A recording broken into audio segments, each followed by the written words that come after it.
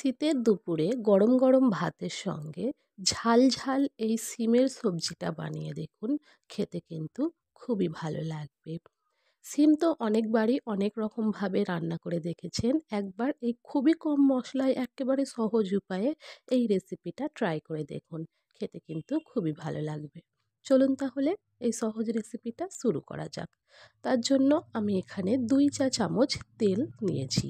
তেলটা খুব ভালো করে গরম হয়ে গেলে আমি এখানে 250 গ্রাম সিম নিয়েছি, যেটাকে দুধারে সুতোর মতো অংশটাকে কেটে বাদ দিয়ে 2 টুকরো করে কেটে নিয়েছি।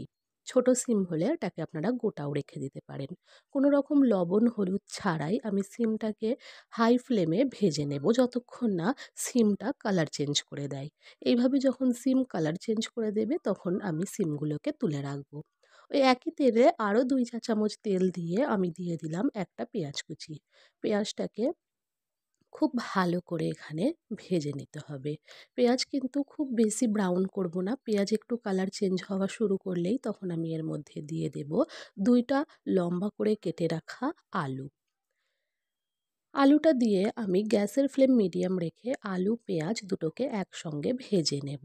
এখানে গ্যাসের ফ্লেম হাই করলে কিন্তু পেঁয়াজটা পুড়ে যাবার সম্ভাবনা থাকবে, তাই মিডিয়াম ফ্লেমে এখানে আলুটাকে খুব ভালো করে ভেজে নিতে হবে, যতক্ষণ না আলুর গায়ে একটা লাল লাল কোটিং চলে আসে। তারপর আমি এর মধ্যে দিয়ে দেব হাফ চা চামচ আদা রসুন বাটা। আদা রসুন বাটাটা দিয়ে আবারও আমি এটাকে খুব ভালো করে ভেজে নেব, যতক্ষণ না আদা রসুন বাটার কাঁচা গন্ধটা চলে যায়।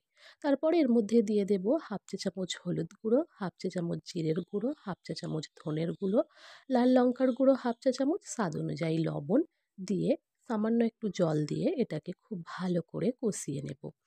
এখন আমি গ্যাসের ফ্লেমটা মিডিয়াম করে দিয়েছি। মিডিয়াম ফ্লেমে আমি মশলাটাকে খুব ভালো করে কষিয়ে নেব, যতক্ষণ না মশলা থেকে তেল ছেড়ে দিচ্ছে।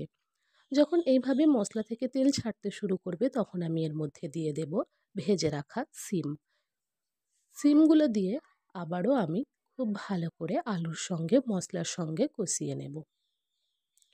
মাঝে মধ্যে এখানে 2 চা চামচ করে জল দিয়ে দিয়ে মশলাটা কষিয়ে নিতে হবে, না হলে কিন্তু মশলাটা পুড়ে যাওয়ার সম্ভাবনা থাকবে। গ্যাসের ফ্লেম মিডিয়াম রেখে এটাকে 5-7 মিনিট খুব ভালো করে কষিয়ে নিতে হবে। যদি আমার ভিডিও ভালো লেগে থাকে অতি অবশ্যই আমার চ্যানেলটাকে সাবস্ক্রাইব করার অনুরোধ রইল। ভিডিও ভালো লেগে থাকলে একটা লাইক, কমেন্ট আর আমার ভিডিওটাকে বন্ধুদের মাঝে শেয়ার করে দেবেন। দয়া করে আমার চ্যানেলটা সাবস্ক্রাইব করে আমার পাশে থাকবেন। মশলা খুব ভালো করে কষানো হয়ে গেলে আমি এখানে দিয়ে দিলাম 1 কাপের মতো জল। আলু শিম যাতে সেদ্ধ হয়ে যায় সেই অনুযায়ী আমি জল দিলাম। গ্যাসের ফ্লেমটা লো করে দিয়ে ঢাকা দিয়ে এটাকে আমি 7-8 মিনিট রান্না করে নিয়েছি। 7-8 মিনিট পর ঢাকা খুলে নিয়ে এখানে আমি দেখব আলু শিম ভালো করে রান্না হয়েছে কিনা। একটা আলু আমি ভেঙে দেখিয়ে দেব। দেখতেই পাচ্ছেন কত সুন্দর সিদ্ধ হয়ে গেছে। শিমটাও পারফেক্টলি সিদ্ধ হয়ে গেছে। নামানোর আগে উপর থেকে দিয়ে দিলাম সামান্য ধনেপাতা কুচি, দিয়ে ঢাকা দিয়ে রেখে দেবো 2-3 মিনিট। 2-3 মিনিট পর এটা সার্ভ করার জন্য একদম রেডি হয়ে গেছে।